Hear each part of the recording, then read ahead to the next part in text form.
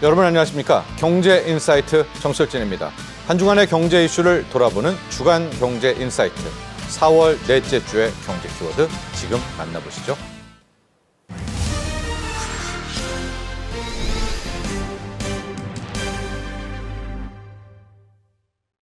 작년 우리 화장품 수출이 100억 달러를 돌파했다. 15조를 돌파했습니다. 화장품을 수출하는 나라 중에서는 3위를 기록했고요. 특히 우리의 이 수출이 중국이 아니라 미국과 일본을 향했다라는 분석인데 우리의 수출, 수입 전반적으로 수출 한번 점검해보고 갈까요? 네, 일단 상징적인 숫자가 상당히 좀 많이 나왔던 작년과 특히 올해였다라고 보시면 될 것 같은데요. 작년에는 사상 첫 100억 달러를 돌파를 했고 지금 미국 쪽에서 프랑스를 제치고 1위를 수출액 기준으로 1위를 차지를 했습니다. 이번 1분기에도 굉장히 좀 좋은 성과를 보였는데 1분기 수출액 같은 경우에도 26억 달러로 역대 최대 규모를 좀 찍어주는 그런 모습을 보여줬는데요.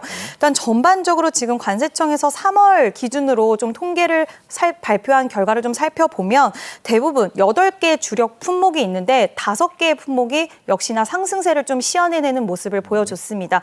올해 기준으로 해서 1월 달과 2월 달은 살짝 부진한 흐름이 보이나 했지만 3월 달 들어서 다시 한번 반등에 성공을 하면서 5개 주요 품목 많이들 들어보셨을 것 같은데요. 마스크팩 그리고 스킨케어 제품들, 아이 메이크업 제품들, 파우더 제품들 이런 제품들이 계속해서 좀 성장세를 보이고 있었고 앞서서 말씀하신 것처럼 미국 쪽에서 굉장히 눈에 띄는 성과를 보여주고 있는데요. 특히 요즘에는 유럽 시장에 대한 관심도도 상당히 올라갔습니다. 그러니까 관세에 대한 우려가 있는 그 가운데 이제 앞으로 또 유럽 시장이라는 새로운 또 글로벌의 하나의 모멘텀이 좀 발생을 하면서 이제 유럽과 아시아 그리고 중국도 지금 다시 좀 올라오는 현상들이 나와주고 있어서 북미를 비롯해서 다양한 글로벌 시장의 확장 국면들이 실적을 통해서 보여주고 있고요. 이 기세는 올해는 더욱더 좀 강해지지 않을까라고 전망할 수 있을 것 같습니다. 미국에서 라네즈 립 그로이하며 이건 뉴스에도 많이 나왔던데 아마존 뷰티 1위였습니다.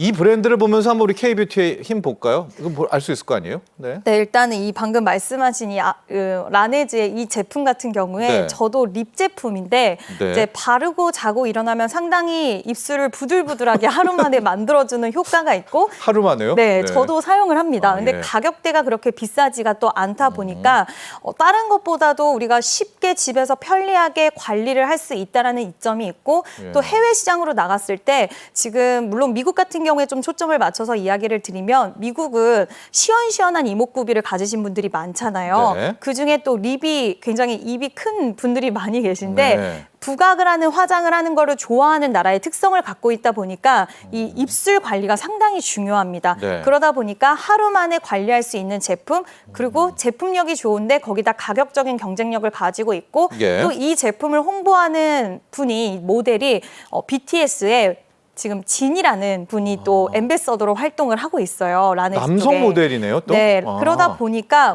오히려 안 봤던, 그러니까 팬덤을 워낙 두텁게 형성을 하고 있다 보니 이분이 이제 홍보를 하면 한 번쯤은 뒤돌아봤는데 제품력도 좋고 가격에 대한 메리트도 있다라고 한다면 이게 당연히 입소문을 타고 1등을 차지할 수 있는 저는 가능성은 충분히 있었던 제품이었다라고 생각을 하고 있고요. 다른 것보다도 이 제품은 여러 가지 사람들이 요구하는 충족하는 그런 부분들에 있어서 제품력이 확실했기 때문에 아마존에서 1위를 차지할 수 있었지 않나라고 생각을 합니다. 네. 자, 대표님, 우리가 이렇게 미국에서 수출을 잘한다. 그럼 딱 걸리는 인물이 있죠. 트럼프 대통령이고 당연히 또 관세에서 K뷰티도 자동차 공격하듯이 한국의 화장품도 좀 언급할 수 있지 않을까. 이 우려는 있습니다. 관세 공격 어떻게 할까요? 관세 공격은 여전히 지금 과제로 남아있기는 합니다. 다만 이제 우리가 여기서 좀 생각을 해봐야 되는 부분들은 관세라는 키워드를 가지고 긍정과 부정의 시각이 좀 공존을 하고 있는데요. 긍정의 시각은 이 관세라는 키워드가 우리나라 K뷰티에만 적용이 되는 게 아니라서 여기서 오히려 제품에 대한 경쟁력이 더 드러날 수 있을 것이다 라는 이야기와 그리고 가격 자체가 가성비를 앞세운다라고 말씀을 드렸습니다. 그러면 관세가 부과가 된다라고 했을 때 때 비싼 제품에 관세를 부과하는 거와 또 저렴한 가격에 관세를 부과하는 데 있어서 소비자들이 느끼는 데서 아무래도 비싼 제품에 관세가 붙여졌을 때 그 그렇죠. 상품에 대한 부담도가 훨씬 올라가지 않을까라고 보고 있고요. 우리나라 제품들 같은 경우에는 지금 또 이야기하는 부분이 뭐 용량과 그리고 패키지 상품들을 조금 저렴하게 만들어서 소비자들한테 이 관세에 대한 부담이 전가되지 않도록 예. 수요 위축이 가지 않도록 회사 내부 측에서 어떻게 움직일 수 있는 것들을 활발하게 지금 논의를 하고 있는 상황입니다. 마케팅에 대한 부분들 SNS를 활동해서 마케팅 비용을 좀 줄이고 네. 그리고 뭐 용량 같은 경우에도 살짝 줄이면서 가격대를 크게 높이지 않는 방안들을 보고 있고요. 네. 패키지 같은 경우에도 좀 더 저렴한 패키지로 변화를 할 수가 있습니다. 뭐 뚜껑을 변화할 수도 있는 거고 그런 부분들을 통해서 이런 부분들이 수요 위축까지 가지 않게 화장품 내에서 밸류체인 내에서 좀 해결하고자 하는 노력들이 있고요. 다시 한번 정리해서 말씀을 드리면 네. 다른 제품군들, 그러니까 우리나라 제품들이 가장 지금 잘 나갈 수 있는 첫 번째 이유가 가격에 대한 네. 경쟁력이잖아요. 이 부분에 있어서 다른 나라의 제품들과 같이 관세를 부과했을 때 오히려 상대적으로 조금은 덜 타격이 있을 수 있을 것이다. 뭐 10불 제품에 관세 25% 부과를 했을 때 물론 소비자들 입장에서는 이게 부담이 될 수는 있겠지만 100불짜리에 관세 25%와는 네. 또 느낌이 다를 수 있어서 저는 좀 제품에 대한 경쟁력 이런 것들을 통해서 잘 헤쳐나갈 수 있을지 않을까라고 생각을 하고 있습니다. 제품으로 좀 들어가 봐서요. 워싱턴 포스트가 이 트럼프 관세 때문에 미국의 소비자들이 막 사재기하는 물품 8가지를 꼽았다고 합니다. 대표님, 이 중에서 우리 K 선크림이 있었어요. 자, 이건 미국의 소비자 충성도 상당히 확보했다 이렇게 볼 수가 있을 텐데 왜 우리 K 선크림, 한국산 선크림을 사재기를 이렇게 하는 거죠? 우려가 좀 있는데요. 네. 그러니까 어떤 우려냐면요. 우리나라 안에서 만드는 선크림은 굉장히 발림성이 좋아서 네. 이제 선크림을 바르고 화장을 했을 때 밀림 현상이 나올 수가 있고 또 선크림을 바를 때 제형에 따라서 뻑뻑함이 좀 있을 수가 있는데 미국에서 생산을 하는 그런 선크림들은 뻑뻑한 현상이 있다 보니 네. 우리나라에서 만들었던 화장품 질감도 부드럽고 발림성도 좋지만 그 위에 화장을 해도 밀리지 않는 선크림을 지금 빨리 사놔야겠다라고 네. 좀 생각을 하는 것이다라고 생각을 해주시면 좋을 것 같고요. 그래도 1년치를 사놓습니까?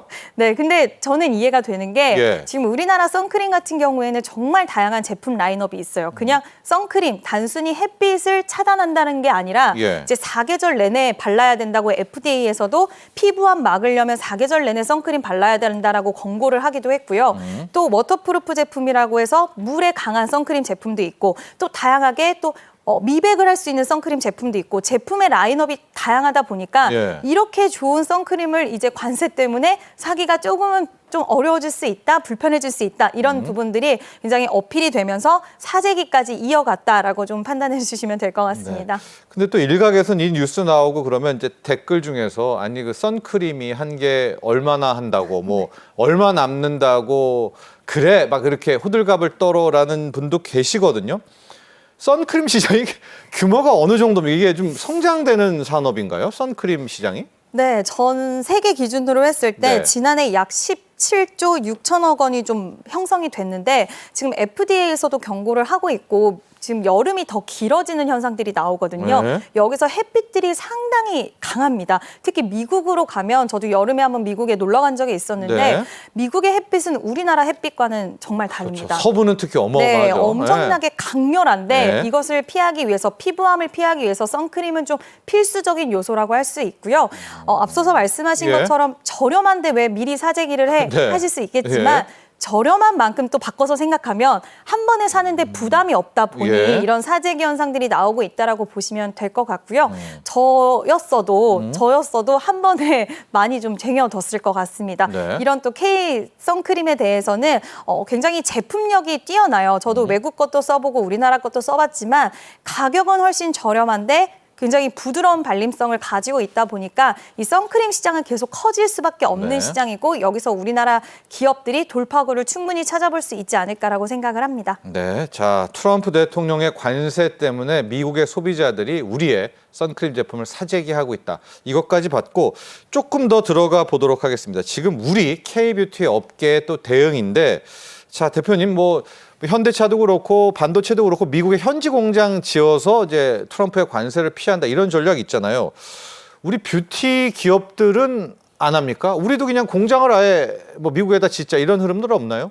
네, 이미 이제 한국콜마 그리고 예. 코스맥스 이런 기업들이 미국에 공장을 가지고 있습니다. 이번에 한국콜마는 증설에 대한 이야기도 나왔는데요. 이제 발빠르게 선제 대응을 하는 부분이고 또 이 기업들이 미국에서 생산을 하면 우리나라 인디 브랜드들은 그쪽에 또 발주를 넣으면 되는 부분이라서 그렇죠. 특히 우리나라 K뷰티 화장품이 이렇게 잘 된 부분에 있어서 또 가장 큰 요소는 이 밸류체인 구축이 잘 되어 있습니다. 예. 이 인디 브랜드들은 이제 처음에 기획 단계에서 기획을 하게 되면 이것을 ODM 기업들과 함께 같이 생산을 하고 또 연구를 하고 이런 부분들을 같이 진행을 하고요. 네. 여기서 마지막 단계 실리콘투라는 기업처럼 유통하는 기업들과 함께 유통까지 판단을 하면서 이 밸류체인 자체가 구축이 상당히 잘 되어 있거든요. 예. 여기서 또 ODM, OEM 기업들이 이미 미국의 생산 시설을 보유를 하고 있다 보니 이를 통해서 우리가 관세에 대해서 좀 회피하고자 하는 부분들도 충분히 있을 수가 있고 또 ODM 기업들 입장에서는 지금 중국 쪽에 ODM을 맡겼던 다른 나라들이 이제 오히려 한국의 ODM 기업들을 찾을 수도 있다라는 이야기까지 나오면서 미국에 공장이 있으니까. 네, 아. 시장에서는 지금 ODM 기업들의 주목도가 상당히 좀 올라간 그런 상황입니다. 예, 한국콜마 언급해 주셨고 또 코스메스, 코스메카 코리아 그러니까 이런 곳들이 다 미국에 이제 공장 짓고 있으니까 브랜드들은 이곳에 와서 이제 이렇게 만들어줘 네. 이렇게 요구를 하는 거 아니겠습니까? 그럼 관세도 피해갈 수가 있고 우리 K뷰티는 이렇게 수직 계열의 완성화를 통해서 자, 또 하나의 대응 전략을 짜고 있다는 걸 봤는데 정부도 가만히 있지 않습니다. 400억 원 규모입니다. K뷰티 펀드 이틀 전이었나요? 이 뉴스 좀 커지면서 또 주식시장에서는 또 뷰티주들 들썩였죠. 네. 네, 이게 약간 이것도 있는 것 같아요. 요즘에 K컬처, 뭐 K뷰티 이런 이야기들 정부 정책 관련돼서 이야기가 끊임없이 나오고 있는데 우리나라가 잘할 수 있는 거, 그러니까 우리나라가 선도 지위를 차지할 수 있고 트렌드에 대해서 빨리빨리 반영을 해서 흡수해서 그거를 결과치를 도출해낼 수 있는 산업 쪽에 좀 눈을 많이 맞추는 네. 것 같습니다. 그중에 K뷰티도 하나라고 생각을 해주시면 될 것 같은데요. 민간이 이제 협의를 해서 이런 거를 구축을 하고 있는데 결국 인디 브랜드들을 더욱 육성을 하고 아까 밸류체인이 잘 형성이 되어 있다라고 네. 말씀을 드렸는데 이런 밸류체인 구조 자체를 더욱더 단단하고 그리고 이 안에서 더욱더 상생하는 구조를 만들려고 하는 그런 움직임이다라고 생각해 주시면 될 것 같고요. 이런 협력들을 통해서 우리나라 인디 브랜드들이 좀 더 해외 쪽에서 발돋움할 수 있는 발판이 마련이 되는 것이고 또 기업들의 입장에서 기업들이 이번에 투자를 단행을 네. 하는 건데 기업들의 입장에서도 지금까지 몰랐던 새로운 인디 브랜드들을 발굴하고 같이 상생해서 커 나갈 수 있는 구조들을 가져갈 수 있기 때문에 상당히 좋은 부분이고 우리나라 K뷰티를 더욱더 주목해야 될 한 가지 이유가 되지 않을까라고 생각하고 있습니다. 네, 정부 지원 중기부의 400억 규모의 뷰티 펀드 이야기를 했는데 식약처도 함께하고 있습니다. AI를 활용해서 또 화장품, 뷰티에는 요즘엔 또 이제 식약처가 할 일도 되게 많아졌지 않겠습니까? AI를 활용한다? AI 코스봇 이건 뭔가요? 네, AI 기반에서 원래 상담 서비스 같은 것이 있었는데 네. 이 코스모봇을 활용을 해서 다양한 해외 법령이라든지 이런 부분들을 질의응답을 좀 해주는 건데요. 인디 브랜드 입장에서는 지금 하루가 다르게 관세에 대한 이슈라든지 그리고 이제 나라별로 조금 규제 자체가 다르다 보니까 네. 이제 어떤 나라를 타겟을 해서 우리가 이 시장에 진출하고자 할 때 사세하게 좀 그 부분에 대해서 법령이라든지 알아봐야 되는데 식약처에서 이거를 원스톱으로 좀 지원을 해주는 것입니다. 네. 결국에는 많은 각국의 나라들 시장에 따라서 우리가 좀 타겟을 해서 빨리빨리 진출할 수 있도록 식약처에서도 좀 발돋움을 해주고 있다. 그래서 나라 전방위적으로 도움을 주려고 노력을 하고 있다라고 보시면 될 것 같습니다.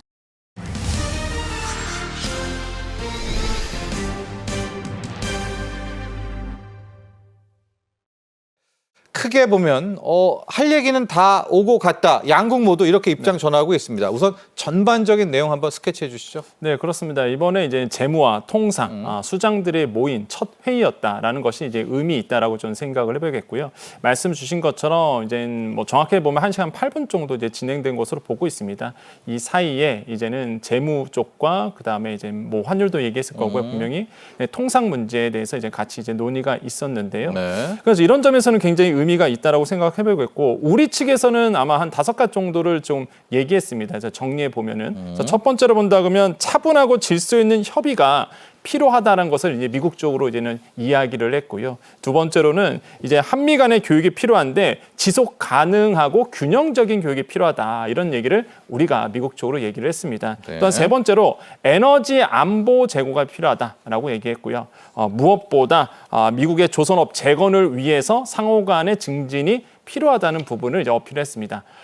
가장 중요한 부분이 이제 5가지 중에 마지막인데 상호 그다음에 이제 품목별 관세에 대해서 면제를 이제 우리는 요청을 했고요. 네. 미국 측에서는 사실 우리과의 이제 첫 회의를 통해서 토의를 통해서 어떻게 평가했냐 그러면 성공적이었다 이런 이제 표현을 썼습니다. 그래서 매우 성공적인 회담을 진행했다라고 이제는 얘기를 했고요. 또 한 가지 생각보다 좀 빠르게 이 관세 이슈가 회의가 진행될 수도 있다라고 얘기하면서 향후 있을 뭐 지금 시장에서는 다음 주 중으로 예상하고 있는데 기술적 조치에 대해서 네. 계속적으로 이제 논의를 해보자라고 미국 측에서 얘기를 했습니다. 그래서 이런 부분들이 굉장히 좋게 스타트를 끊었다라고 생각을 해보겠습니다. 1시간 10분이라는 시각을 감안을 하면 뭐 세부적으로 들어가서 네. 뭘 얼마 투자하고 뭘 주고받고 아마 이 정도까지 들어가지는 않은 것 같아요. 근데 방금 권혁준 평론가께서 이야기를 해주지만 틀, 네. 이 섹터, 이 카테고리는 일단 정한 것 같고요. 특히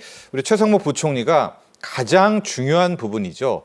한국과 미국과의 관계. 맞습니다. 그런 부분을 되게 강조했다고 이야기를 합니다. 네. 이 두 국가는 정말 신뢰와 뭐 혈맹 아닙니까? 맞습니다. 일단 그거를 강조해야부터 뭐가 출발할 것 같아요. 네. 그러니까 최 부총리가 네. 이제 사실상 이제 분위기를 조금 이제 만들어냈다라고 보는데 그 분위기가 바로 어떤 분이냐면 말씀하신 것처럼 양국 간의 인식을 이제 공유한다는 거죠. 제일 우리는, 중요하죠. 네, 네. 뗄래와 뗄 수 없는 사이다라는 운명 공동체다 이렇게 표현할 수 있겠죠. 어찌 보면 그래서 이런 점들을 이제는 인식을 공유했다. 그래서 이런 점들이 굉장히 굉장히 기억에 남는다라고 이제 표현을 했었는데 또 한 가지가 이런 얘기를 했습니다. 이게 출발점이라고 우리가 보통 얘기를 하잖아요. 그러다 네. 보니까 이 협의의 과제를 좁히고 그러니까 우리가 무슨 얘기를 미국과 해야 될지 서로 만나서 협의의 과제를 좁히게 되고 그다음에 일정 논의가 나와야 되겠죠. 그러니까 논의에 대해서 일정 스케줄표가 어느 정도 나와야 되기 때문에 이 부분도 얘기를 했다라고 얘기를 했고요. 네, 또 한 합의 가지. 스케줄이죠. 맞습니다. 네. 그다음에 또 하나가 이제 기본 틀을 만들어냈다. 그래서 프레임워크를 만들었다 이렇게 표현했거든요. 그래서 이런 기본 틀을 만들어냈다는 부분 이런 것들을 이제는 최 부총리가 강조를 했습니다. 그러다 보니까 사실 우리가 어떻게 또 어필했냐면 최 부총리의 말에 의하면 이렇게 얘기를 했어요. 한마디로 정치 일정, 우리나라의 정치 일정이 있다 보니 서두르지 못한다는 점 이런 점들은 미국 쪽으로 양해를 구했다라고 이제 표현을 했고요. 네. 또한 국회와의 협상이 또 필요합니다. 협의가 또 필요하기 때문에 뭐 빠르게 진행될 수 없다는 부분 이런 부분에 대해서 이제는 설명을 했고 미국 측에 양해를 구했다 이렇게 보면서 그러니까 스타트를 잘 끊은 거죠 사실. 그래서 전략적으로 접근을 잘한 것 같다라고 생각을 해보겠고요. 그래서 향후 이제 스케줄이 이제 나올 수밖에 없는데 이제 향후에는 뭐 3가지 정도로 이제 나올 수밖에 없을 것 같아요. 바로 실무자 협의가 이제 조만간 개최될 것 같고 두 번째로 본다 그러면 에이펙 통상장관 회의가 사실상 열립니다. 여기 때 이제 사실상 무역 대표부라든지 그리오가 온다고 하죠. 네. 그래서 무역 대표부 대표가 오기 때문에 이런 부분도 아마 그때 가서 또 논의가 될 것 같고 마지막으로 보면은 이제 환율 얘기도 나왔는데 환율 얘기는 차후에 따로 아젠다로 삼아서 이제 논의를 하기로 이렇게 얘기가 나왔습니다. 그래서 이런 점들이 이번에 2+2의 가장 큰 의미이지 않을까 이렇게 생각을 해봅니다. 우리 둘이 어떤 사이냐 이제 네. 이런 신뢰 좀 다졌고요. 앞으로 어떻게 할까라는 그 섹터를 정했다라고 합니다. 뭐 관세 부분, 조선도 했겠죠. 조선을 또 해봅시다. 아니면 이제 가스도 해봅시다. 이렇게 좀 나눴는데 환율은 이제 따로 떼어놓고 네. 그건 따로 재무부끼리 뭐 기획재정부끼리 합시다 됐는데 권혁준 평론가님 네.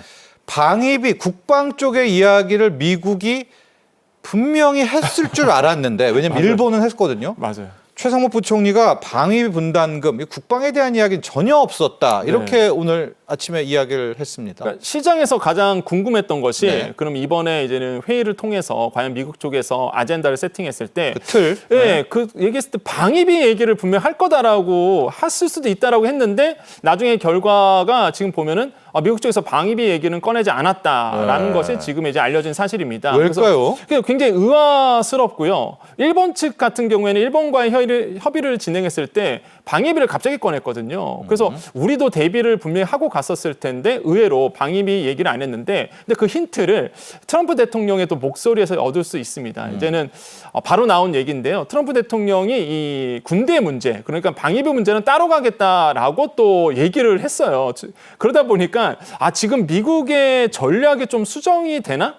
그래서 우리 쪽에서는 그러면 방위비 얘기를 앞으로 안 할 수도 있다라는 뭐 시장의 조심스러운 얘기가 지금 나오고 있습니다. 근데 사실상 왔다 갔다 하기 때문에 이걸 뭐 믿을 수는 없겠지만 그래서 굉장히 의아한, 굉장히 예상 외의 연출이 좀 됐고 저는 긍정적으로 봅니다. 일단 방위비 문제를 따로 투트랙으로 미국 측에서는 갖고 간다 그러면 저는 만약에 미국 측에서 요구하는 원스톱 쇼핑, 패키지 딜 이거에 끌려갈 필요는 없거든요. 우리가 그렇게 되면. 그렇기 때문에 만약에 투트랙으로 간다 그러면 따로 방위비 문제는 아마 따로 얘기가 되지 않을까. 관사랑 묶어서 들어갈 지금 리스크는 좀 많이 줄었다는 점이 저는 그래요? 굉장히 긍정적이다. 이렇게 좀 생각을 해보겠고요. 그리고 이번에 또 아까 말씀드린 것처럼 예상을 깼던 게 방위비 얘기 나오지 않았죠. 그다음에 또 하나가 예상을 깼던 게 한미 FTA 재협상 얘기도 안 나왔다. 이게 지금 산업부 장관 목소리에서 나왔거든요. 그래서 이것도 굉장히 좀 의외였죠. 분명히 얘기를 좀 언뜻이 꺼냈을 것 같은데 FTA 재협상 얘기는 전혀 아젠다 의제로 얘기 나오지 않았다고 얘기했기 때문에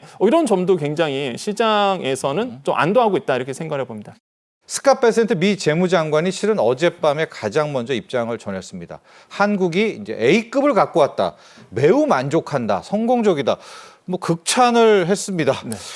좋긴 한데 또 왜 이러나라는 그런 생각도 좀 들고요. 너무나 막 좋게 말하니까요. 그러니까 이게 베센트 재무장관이 사실상 그 전부터 최선의 안을 가지고 와라 해서 이제 강조를 했잖아요. 그래서 이제는 막상 회의를 열었습니다. 근데 이제 회의하고 끝나고 나서 미국 측의 입장은 만족한다. 그리고 한국 측에서 최선의 안을 가지고 왔다. 이렇게 표현할 정도로 굉장히 성공적이다. 이렇게 이제 평가를 했습니다. 근데 그 성공적이라는 말이 아직 구체적으로 나오지 않아서 과연 어떤 부분이 미국과의 얘기가 잘 됐는지는 좀 지켜보셔야 되겠는데요. 어쨌든 간에 미국의 지금 입장은요. 매우 성공적이다 이렇게 표현하고 있고 다음 주 중으로 이제 기술적인 조건, 그러니까 테크놀적인 텀 이렇게 보통 얘기하는데 이런 어떤 테크놀 텀즈에 대해서 아마 다음 주쯤에 얘기할 수 있다 이런 얘기를 합니다. 그러면 이 기술적 조건이 뭐냐 이게 또 시장에서 되게 관심 가져 하고 있는 부분이에요. 그러면 아마 다음 주 중으로 구체적인 어떤 숫자에 대해서 얘기하지 않을까 이렇게 보고 있는데 보통 우리가 통상에서 이런 테크놀 어떤 텀스 같은 경우가 어떻게 사용되냐면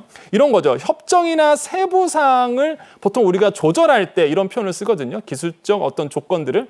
그래서 이런 점들을 봤을 때 우리가 얘기할 수 있는 뭐 퍼센테이지 부분, 뭐 자동차라든지 이런 어떤 관세율에 대한 부분에 대해서 아마 좀 구체적으로 얘기가 나누지 않을까라는 조심스러운 전망이 나오고 있고요. 저기서부터는 협상이 되겠네요, 그럼? 그렇죠. 그때부터는 이제는 어느 정도 아젠다가 나왔으니까 이제 협상의 부분이 들어가고 이제는 모수죠. 그러니까 이제 숫자에 대해서 아마 얘기할 가능성도 분명히 있을 거다라고 보고 있습니다. 그래서 이런 점들이 굉장히 중요하고 지금 이런 얘기를 합니다. 뭐 베센트 장관은 이런 얘기했거든요. 한국 협상단이 이제 매우 준비가 잘 되었었다 이렇게 표현했는데 과연 또 어떻게 또 다음 주에 진행이 될지 시장에서는 기대를 하고 있습니다. 자, 우리가 또 우리의 전략 짜야 되겠습니다. 이제 거기에 또 너무 또 휘둘리면 안 될 것 같고요. 일정이 참 공교롭게도 또 맞아 떨어지는 것이요. 다음 달에 우리 APEC 관련한 관련한 회의들, 통상 담당자들의 회의가 있는데 여기에 제미슨 그리어 USTR 무역대표부 대표가 겸사겸사 오게 되고 아마 여기서부터 더 본격적으로 들어가게 될 것 같습니다. 이제 여기서부터 이제 실무진 협의죠. 그렇죠. 이제 실무진 협상? 실무진 이제 협상이 들어가요. 그러니까 테크니컬 레벨이라고 보통 얘기하는데 이 실무 협의는 뭐를 하느냐? 그러니까 과장급입니다. 그러니까 각의 통상의 이제 과장급이 미리 만나서 어떤 점에 대해서 이제 우리가 좀 얘기를 해야 되고 어떻게 맞춰 나갈까를 이제 실무자 협의가 이제 개최가 되거든요. 이때 이제는 구체적인 것들이 다 이제 결정이 되고 사실 그런 다음에 이제 장관들이 또 사인하는 어떤 바톤업 방식이죠. 그래서 이런 식으로 이제 진행이 될 거다라고 보고 있어요. 그래서 아마 이런 부분들이 실무자 협의가 될 것 같고 이런 실무자 협의 때 아까 말씀드린 것처럼 구체적인 안들이 드디어 이제 나오게 됩니다. 그게 이제는 뭐 통상 장관이 오기 전에 아마 다 이루어질 거라고 저는 이제 보고 있거든요. 그래서 에이펙 회의가 열리기 전에 아마 다 이루어지지 않을까 보고 있고, 그래서 저는 좀 기대하는 바는 분명히 있습니다. 그래서 우리의 계획이 어느 정도 나와 있는 상태인데, 일단은 우리는 아시겠지만 TF 구성을 했습니다. 네. 그러니까 태스크포스를 어떻게 구성했느냐, 뭐 기재부라든지 아니면 농식품부, 농업에 대해서도 축산에서도 지켜줘야 되기 때문에 농식품부라든지 산자부라든지 이렇게 우리나라의 모든 장관들, 뭐 실무진들이 모여서 지금 TF를 구성한 상태에서 이거를 지금 대비하고 있다라는 거죠. 그래서 이런 것도 우리가 만반의 준비를 지금 하고 있고요.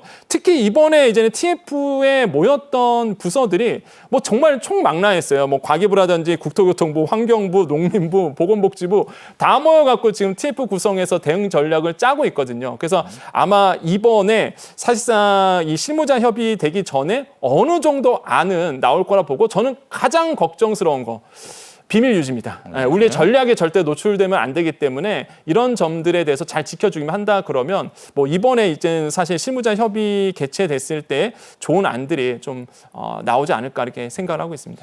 자, 이제 물꼬는 성공적으로 텄습니다. 통상 쪽은 산업부와 USTR이 다음 달부터 시작하게 될 것 같고요. 환율 쪽이 비관세 장벽의 가장 큰 아젠다죠. 환율은 기재부와 또 아마 재무부가, 미국 재무부가 따로 협상을 하게 될 것 같습니다.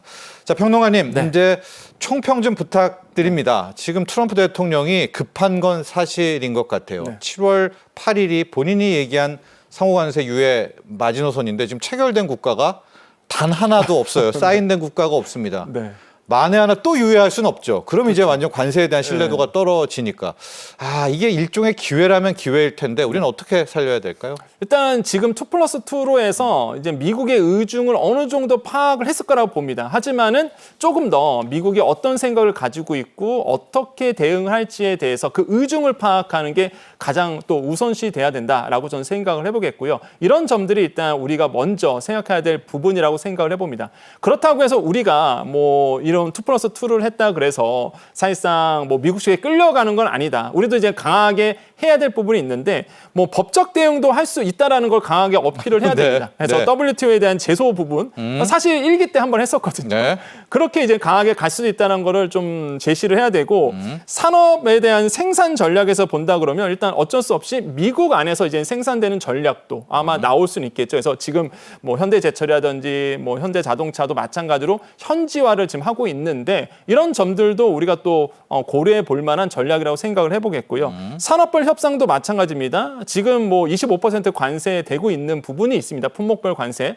이런 점들에 대해서는 이제 관세를 어떻게 낮출까에 대해서 따로따로 구분해서 우리가 전략을 세워야 되겠고, 협상 강화도 있습니다. 여기서 중요한 거 로비 활동이거든요. 그러니까 이게 정말 로비 활동을 잘 해서, 이게 로비가 나쁜 뜻의 로비가 아니라요. 일단 산업과의 로비 활동을 잘 해서 우리가 관세율을 어떻게 하든 낮출 수 있는 전략들이 나와줘야 된다. 마지막으로 본다 그러면 이제 단기 협상과 장기 협상을 구분해서 사실상 이제 미국과 조율을 해야 된다는 거고, 앵커님 말씀하신 것처럼 조급하게 볼 필요는 전 없을 거라고 생각합니다. 긴장을 늦춰서도 안 되죠. 그럼요.